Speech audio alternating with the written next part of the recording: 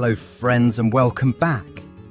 Today we are going to talk about something very real, very heavy, and yet deeply human. Those moments when life makes us feel spiritually broken, when despair seems to come not just from within ourselves, but from the expectations and pressures others place upon us. Maybe you felt the crushing weight of constant comparisons, the sting of harsh judgment, or the emptiness of being told your dreams don't matter. These are the hidden chains of the mind, and if we don't learn how to recognize them, they can quietly rob us of joy, freedom, and purpose. But here's the good news. The very same struggles that leave us feeling trapped can also become the training ground for resilience, self-mastery, and inner peace. In this video, we're going to explore 5 of the most common sources of despair that people experience in modern life. Things like suffocating expectations, broken trust, and the pain of being misunderstood. And we'll also uncover how philosophy, especially Stoic wisdom, can help us rise above them. Now, I don't just want this to be a monologue where I speak and you listen. I want this to be a conversation, a community of people who are walking the same path of growth and healing. So let me ask you, where are you watching this video from? Drop your country or your city in the comments. I'd love to know where in the world you are, and what time is it for you right now?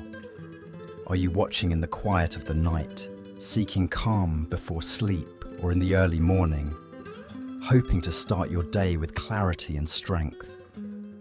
Your answers help remind all of us that we are not alone in these struggles, that across time zones and cultures, human beings share the same search for meaning and peace. If this message resonates with you, please take a moment to subscribe to the channel and hit the notification bell. That way, you won't miss the next videos where we dive even deeper into Stoic philosophy, emotional healing, and the art of living freely. And if something in this video speaks to your heart, leave a comment. I'd love to hear your perspective and your story. So let's begin this journey together. Life has a way of tangling itself into knots. Some of these knots come from our own hands, choices we made, words we regret, or opportunities we let slip away. Others are tied by circumstances outside our control, unexpected loss, betrayal, or the heavy expectations others place upon us.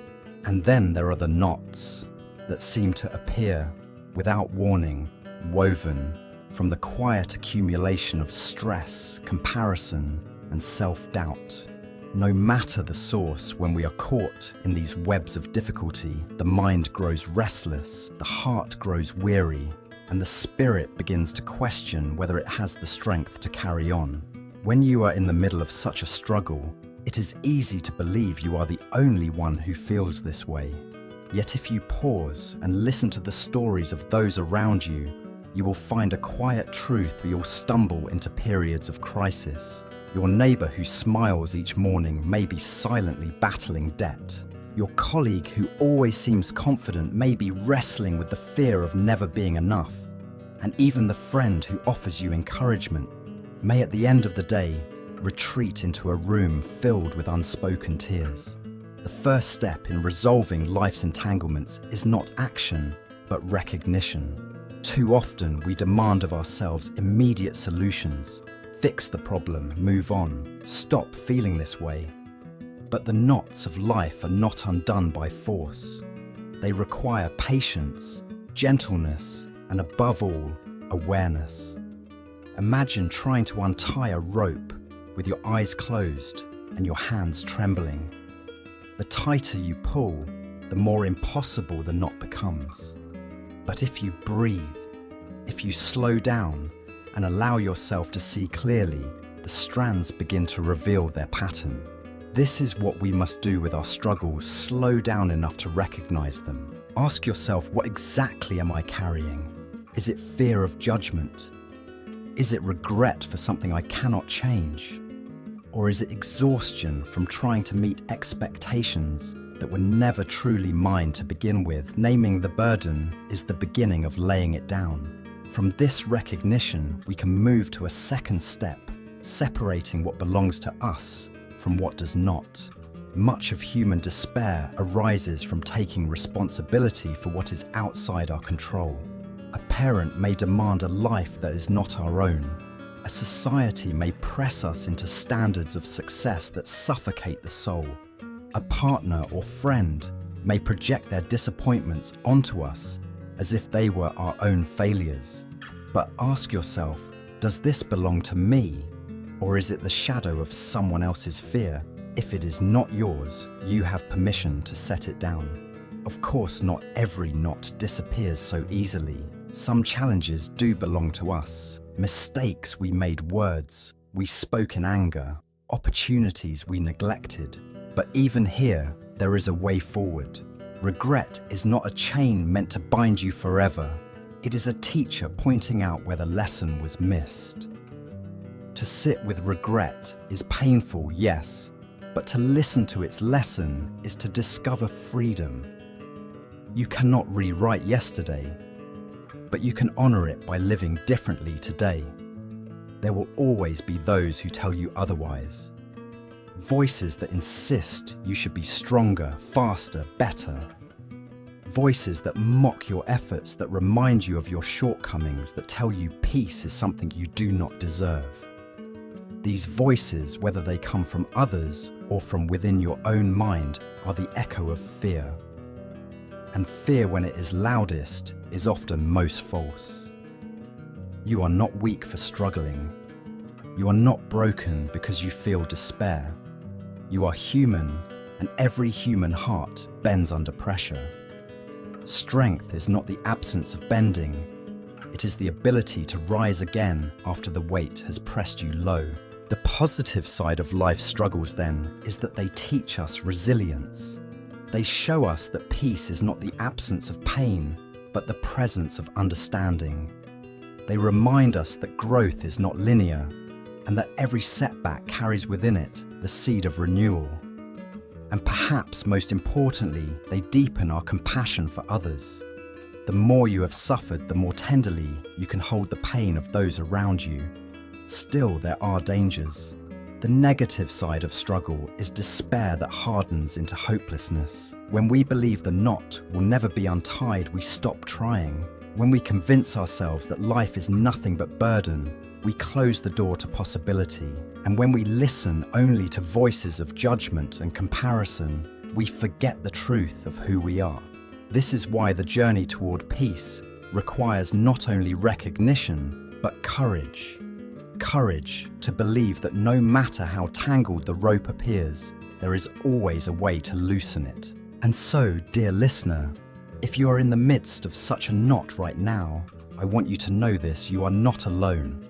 I may not know the details of your struggle, but I understand the weight of carrying something that feels unmovable. I have felt the heaviness of despair and the sting of doubt. And I have also discovered in time that peace is possible, not because the world changes, but because I learn to change the way I meet the world. Close your eyes for a moment. Imagine yourself setting down the rope you have been struggling with. Imagine breathing without the tension of holding it. This is not escape. This is clarity, and with clarity comes peace. The ancient Stoics faced their own knots, exile, poverty, betrayal, even the constant shadow of death. Yet their wisdom endures because they taught us how to meet these trials with calmness. Epictetus reminded us, we cannot choose our external circumstances, but we can always choose how we respond to them. Marcus Aurelius, an emperor burdened with the weight of an empire, wrote in his journal each night, as if to remind himself peace is found not in the world, but in the mind that interprets it. Ask yourself now, if I cannot change this situation, can I change the way I see it? Can I meet it with patience instead of fear, with courage instead of despair? Life often feels like a storm we cannot calm. The waves rise higher, the winds strike harder, and we find ourselves gripping the wheel with trembling hands, desperate to steer in a direction that keeps us safe. But here is one of life's most painful lessons. Much of what troubles us cannot be controlled. We cannot control the words of others, the expectations they place on us, or the mistakes we made in the past. We cannot control sudden illness, economic downturns, or the way people sometimes betray our trust. And when we forget this truth, we end up exhausting ourselves in battles we were never meant to fight. Think of the last time you stayed awake all night, mind spinning with worry. Perhaps it was about someone else's opinion of you, or about a future you could not predict. Did your sleeplessness change the outcome? Likely not. All it did was rob you of rest, drain your energy, and leave you feeling weaker the next day. This is the trap of trying to control the uncontrollable. It costs us peace without giving us power. So how do we find our way out? The first step is to practice the discipline of surrender. Surrender does not mean giving up on life. It means giving up on the illusion that we can control everything. When we surrender, we allow ourselves to focus only on what is truly ours: our actions, our choices, our words, our mindset. Imagine holding two stones in your hands. One stone is smooth and fits comfortably in your palm. That is what belongs to you. The other stone is jagged, heavy, and hurts to hold. That is what belongs to the world. If you keep clutching, both your hands will bleed. But if you let go of the stone that isn't yours, you suddenly have space to move, to create, to breathe. In practical terms, this means learning to say, "This is not mine to carry." When a family member judges your choices harshly, ask yourself, is this truly my failure or their fear speaking through me? When society tells you that success must look a certain way, remind yourself, whose life am I living? When regret whispers in your ear, telling you that you should have chosen differently years ago, respond gently, "Yes, but I cannot return to yesterday. I can only shape today." Of course, this practice is not easy. There is comfort in believing we can control everything. It gives us the illusion of safety. To admit that so much is beyond our grasp feels terrifying, almost like stepping into freefall. But here is the paradox: the moment you accept what you cannot control, you discover a new kind of strength. Instead of wasting energy on battles with no victory, you redirect that energy toward the areas of life where you truly can make a difference. The positive side of this approach is liberating. Imagine how much lighter your heart would feel if you stopped trying to manage the moods of those around you, if you stopped replaying conversations you can never rewrite, if you stopped fearing outcomes that may never arrive. Your life would open like a window to fresh air. You would find time for rest, for creativity, for genuine connection. Peace would no longer be something you chase. It would be something you carry within. But there are also challenges, even dangers, in the idea of letting go. One risk is misunderstanding surrender as apathy. Some people hear the phrase "let go" and believe it means not caring, not trying, or refusing to take responsibility. That is not true. Letting go of what you cannot control does not mean abandoning responsibility. It means focusing on the responsibility that is truly yours. Another risk is swinging too far into detachment, closing your heart to others in the name of self-protection. Real peace does not come from isolation, but from balance, knowing where your limits end and where compassion for others can begin without destroying your own well-being. To you, dear listener, who may feel crushed under the weight of things you cannot change, let me say this: I see you. I know how exhausting it is to fight battles that never end. I know how lonely it feels to believe you are failing simply because life did not follow your script. And I know the relief that comes when finally you exhale and say, enough. I will no longer wrestle with what I cannot hold. There is peace waiting for you in that exhale. It does not erase the storm, but it steadies your heart as the storm rages. It reminds you that you do not need to control the sea. You only need to steer your own ship. So tonight, if your mind is restless, I invite you to try something simple. Write down everything that troubles you on a piece of paper. Then circle only the things you can act on today. For everything else, draw a line through it and say aloud, "This is not mine to carry." You will be amazed at how much lighter your heart feels when you choose to release what was never truly yours. The Stoics built their entire philosophy around this principle. Control what you can accept, what you cannot. Epictetus taught his students that freedom begins the moment we understand this division. He said, "Some things are in our control and others not." Marcus Aurelius reminded himself daily, "You have power over your mind, not outside events." Realize this, and you will fight strength. Even Seneca, who lived under the shadow of a violent emperor, urged his readers not to waste energy on fate, but to cultivate virtue in their own lives.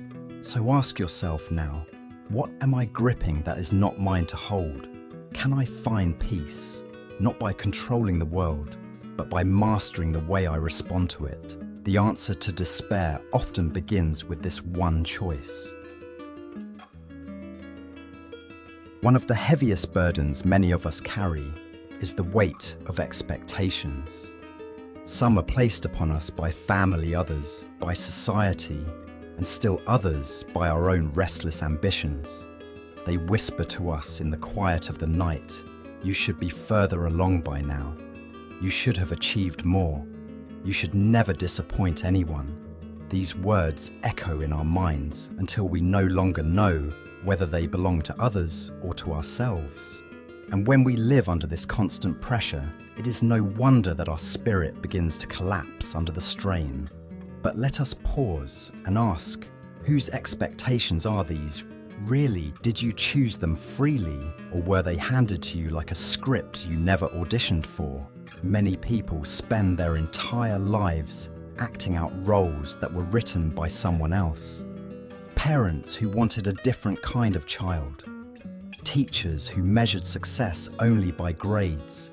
Workplaces that demand endless productivity without regard for the soul. And in this performance, the actor you slowly disappears. The first step in healing from expectations is to recognize that not all of them are yours to fulfill. Imagine carrying a backpack filled with bricks. Some bricks are necessary responsibility, compassion, the pursuit of growth. But many bricks are useless weights pleasing everyone, meeting impossible standards, proving yourself to people who may never truly see you. When you empty those unnecessary bricks, the journey becomes lighter, and suddenly you have space to move toward the life that truly belongs to you. The positive side of expectations, of course, is that they can inspire discipline. A parent's faith in your potential may push you to develop your talents. A teacher's challenge may awaken skills you never realized you had. Even your own internal standards can help you avoid complacency. But expectations only serve us when they are aligned with our authentic values. When they no longer reflect who we are, they become chains instead of wings. The negative side is clear. Unmet expectations often create shame, disappointment, and despair. You begin to believe that your worth is measured only by achievement. You may chase approval so endlessly that you never stop to ask whether you even want the life you are building. And when failure inevitably comes, as it must to every human being, you may see it not as a lesson, but as a confirmation of your deepest fear: I am not enough. To those of you who feel crushed under this weight, let me speak directly. You are more than what others expect of you. You are not a performance to be graded. You are not a trophy to be displayed. You are a living, breathing human being with your own path to walk. And the beauty of your life lies not in how well you match someone else's script, but in how courageously you write your own. So how do we begin to release ourselves from these chains? One way is to practice deep listening, not to others this time, but to yourself. Ask what truly matters to me. What brings me peace, even if nobody applauds? What dream still lingers in the corners of my heart? Even if it does not earn me wealth or recognition, write down the answers. Speak them aloud. Let them remind you that you have the right to live in alignment with your own values, not just the demands of the world. Another practice is to embrace imperfection. The pressure of expectation often comes from the belief that only flawless success is acceptable. But life is not flawless. It is uneven, filled with both triumph and error. When you allow yourself the grace to fail, you discover that failure is not the end, but a stepping stone. Every stumble is proof that you are moving, that you are alive, that you are willing to try. Let me share with you a moment of calm reflection. Close your eyes and imagine setting down the heavy backpack of expectations. Picture yourself standing taller, breathing more freely, walking at your own pace. There is peace in that image. It is not the peace of perfection, but the peace of authenticity. And authenticity, more than any performance, is what gives life its quiet joy. So tonight, or whenever you feel overwhelmed, remember this: you are not alone in this struggle. Many others, including the people who seem most successful, also feel the invisible chains of expectation. The difference lies in whether we allow those chains to dictate our worth, or whether we choose to gently but firmly break free. The ancient Stoics also wrestled with expectations of family, of society, of empire. Marcus Aurelius, though, Emperor of Rome, wrote nightly in his journals to remind himself, "Do not waste the remainder of your life in thoughts about others unless you are referring to some common good." Epictetus, once a slave, told his students that freedom is not about pleasing masters, but about mastering the self. And Seneca urged his readers to measure life not by how it looks to others, but by how it feels within the soul. So let me ask you, if the world stopped watching, what life would you choose? Whose voice would you finally silence, and which dream would you dare to follow? Few wounds cut as deeply as betrayal. It may come from a friend you trusted, a partner you loved, or even a family member you thought would always stand by your side. Betrayal is not only about the action itself, it is about the shattering of a bond we believed was unbreakable. Trust once cracked leaves behind a silence that feels heavier than any spoken word. And in that silence, despair can easily grow. If you have ever experienced betrayal, you know the questions that echo endlessly. Why would they do this to me? Did I not give enough? Was I foolish to trust them? These questions are natural, but left unanswered, they can turn into a cage. You replay the events again and again, searching for clarity. Yet the more you search, the deeper the pain seems to grow. The first step toward healing is to acknowledge the reality. Betrayal hurts because trust is sacred. It hurts because you opened your heart honestly, and your honesty was not honored. That pain is not weakness, it is proof of your humanity. To feel hurt is to have loved, and to have loved is not a mistake. Yet betrayal also forces us to confront a hard truth: we cannot control the choices of others. We can give loyalty, but we cannot guarantee loyalty in return.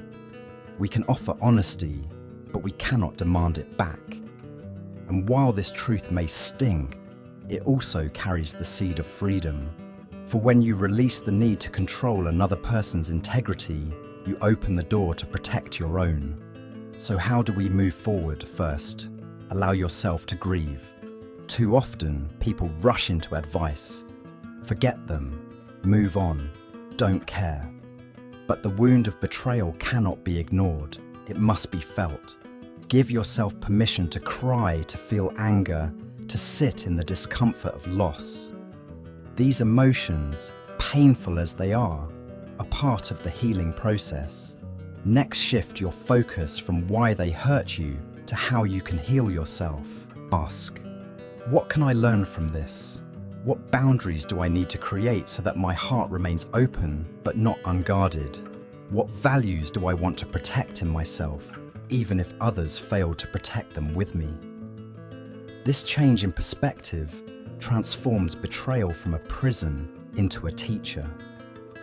The positive side of betrayal, strange as it sounds, is that it sharpens your understanding of trust. It teaches you to distinguish between those who value your heart and those who only value your usefulness. It reminds you that your worth is not dependent on someone else's ability to honor it. And often, it clears space for relationships that are healthier, more authentic, and more aligned with who you truly are. But there are also risks in betrayal's aftermath. One danger is closing your heart entirely. After being hurt, it is tempting to build walls so high that no one can ever hurt you again. Yet those same walls also prevent love connection and joy from entering. Another danger is carrying bitterness forward, punishing new relationships for the sins of the past. Both responses may feel protective, but in the long run, they steal peace rather than create it. Let me pause here to offer you a picture of calm. Imagine your heart as a garden. Betrayal may have trampled some of the flowers, leaving broken stems and scattered petals. But the garden itself is not destroyed. It can be replanted, renewed, and made even more beautiful than before. You cannot stop the storms of life, but you can choose how to tend your garden afterward. You can clear away the debris, plant seeds of self-respect, and nurture growth that no betrayal can ever take away. If you are listening right now and feeling the sting of betrayal, I want you to hear this clearly. You are not defined by the actions of others. Their disloyalty does not diminish your loyalty. Their dishonesty does not erase your truth. And their betrayal does not erase your worth.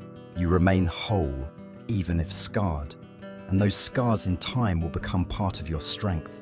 So tonight, if your heart feels heavy, take a moment to place your hand on your chest. Breathe deeply. Whisper to yourself, I am still here. I am still worthy. I will not let their choices define my peace. In that small act, you reclaim your power, the power to live freely, even in the aftermath of loss. The Stoics knew betrayal well. Seneca lived under the suspicion of an emperor who later forced him to die. Epictetus, once a slave, experienced daily the cruelty of those who held power over him. And Marcus Aurelius, though surrounded by generals and allies, wrote often of treachery within his own court. Yet all of them return to the same truth. Betrayal does not rob us of virtue unless we allow it to.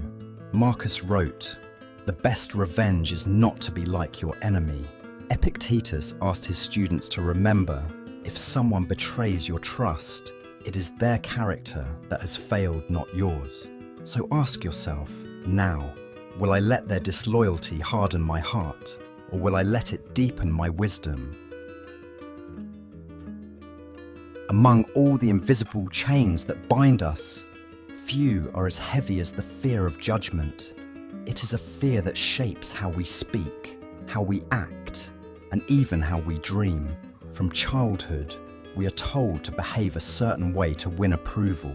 As adults, we carry that conditioning, always wondering, what will they think of me? Will they laugh? Will they criticize? Will they reject me? And slowly, without realizing it, we begin to live more for the eyes of others than for the truth of ourselves.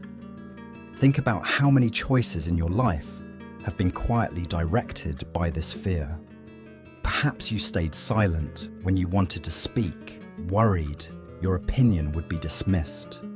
Perhaps you chose a career path, not because it called to you, but because it looked respectable to others. Perhaps you sacrificed joy in small moments, singing, dancing, trying something new because you feared someone might mock you. This constant self-surveillance drains the spirit, like walking with a mirror strapped to your back, always checking how the world reflects you. The first step in releasing this fear is to recognize a simple but profound truth. People will always judge, no matter what you do. If you succeed, some will admire you, while others envy you. If you fail, some will pity you, while others mock you. If you remain invisible, some will ignore you, while others still find reason to criticize. Judgment is inevitable. It is part of human nature. Once you accept this, you can stop wasting your energy trying to control it. The second step is to shift your focus inward. Instead of asking, "What do they think of me?" ask, "What do I think of myself?" Imagine your life as a stage. For years, you have performed for the audience, waiting for applause. But what if the real judge is not out there, but within you? What if peace comes not from pleasing the crowd, but from living a life that aligns with your own values? Of course, this is not easy. There is comfort in seeking approval. It gives us a sense of belonging. But belonging bought through conformity is fragile. One critical comment can shatter it. True belonging begins when you stand in your own truth, even if the crowd disagrees. The positive side of judgment is that it can sometimes guide us. Feedback, when offered with care, can help us grow. Constructive criticism can sharpen our skills, broaden our perspective, and teach us humility. But the negative side arises when judgment is constant, cruel, or when we internalize it so deeply that we no longer hear our own voice. In that state, judgment becomes a prison that locks us away from authenticity. To those listening who feel trapped in this fear, let me say, you are not alone. I understand how paralyzing it feels to second-guess every action, to replay conversations in your mind, to avoid risks, because the sting of mockery feels unbearable. But know this, many of the people you admire most were once judged harshly. Artists were called foolish thinkers, were called dangerous dreamers, were called unrealistic. Yet history remembers them not for the voices that doubted them, but for the courage they had to follow their path. There is peace waiting for you beyond judgment. Picture yourself walking through a busy marketplace. Around you, people shout opinions, some praising, some criticizing, some indifferent. But as you keep walking, their voices grow softer. You realize you do not need to stop for every voice. You only need to keep moving in the direction of your truth. That is what freedom from judgment feels like, not the silence of others, but the calm strength within yourself. So how can you practice this? Start small. Speak your opinion in a safe space, even if it trembles at first. Wear something that expresses your personality, even if it feels bold. Try something new and allow yourself to be a beginner without shame. Each time you choose authenticity over approval, the chain of fear weakens. And one day you will notice the chain has fallen off entirely. Tonight, if you feel haunted by judgment, take a deep breath and ask yourself, whose approval am I really chasing? Do I even respect the people whose voices I fear?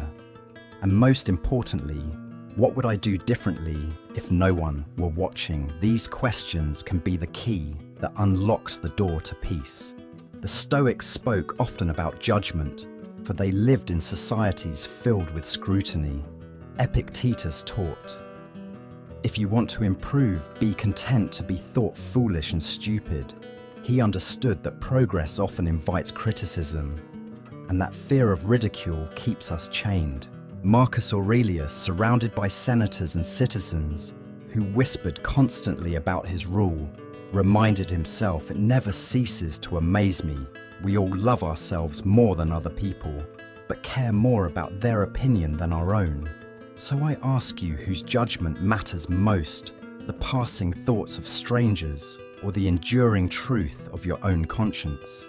If you could silence every external voice for one day, would your inner voice be kind, strong, and steady enough to guide you? That is where true freedom begins. My dear friends, if you have stayed with me until this moment, I want you to pause and take a deep, gentle breath. Inhale slowly, and as you exhale, imagine releasing just a little of the weight you've been carrying. You don't need to fix everything tonight. You don't need to have all the answers. Sometimes the most healing thing you can do is simply give yourself permission to rest. Life is not a straight road. It twists it, bends it, surprises us in ways we never expected. Some days feel light and beautiful. Other days feel heavy, uncertain, or lonely. If tonight you find yourself in the middle of the heavy days, please know that you are not walking through them alone. Even though I cannot see your face or know your exact struggles, I want you to feel that someone out here truly cares about your well-being. Let this moment be your reminder you are stronger than you realize, and you are more loved than you sometimes believe. The fact that you are here listening, breathing, and searching for peace already shows how much courage lives inside you. Don't underestimate that quiet strength. Before we say goodbye, I want to send you a heartfelt blessing. May your mind find clarity, may your heart find calm, and may your body find rest. Health is not just the absence of illness, it is the presence of balance. So I wish you balance in your thoughts, in your emotions, and in the rhythm of your daily life. Take care of yourself as gently as you would care for a dear friend, because you are worthy of that same tenderness. And now, a small request. I would love to hear from you. Where are you watching from tonight? What time is it for you? Are you listening late at night just before sleep, or in the early morning as you prepare for a new day? Share it in the comments, because your words not only connect you to me, but they also remind everyone in this community that we are part of something bigger than ourselves. A simple "I'm here and I'm listening" can be a gift to someone else who needs to feel less alone. So as I say goodbye for now, please remember that peace is not far away. It lives within you, waiting to be noticed. Take care of your health, nurture your spirit, and allow yourself moments of stillness. And until we meet again in the next video, know that I am sending you warmth, calm, and my very best wishes. Good night, stay well, and may peace be with you always.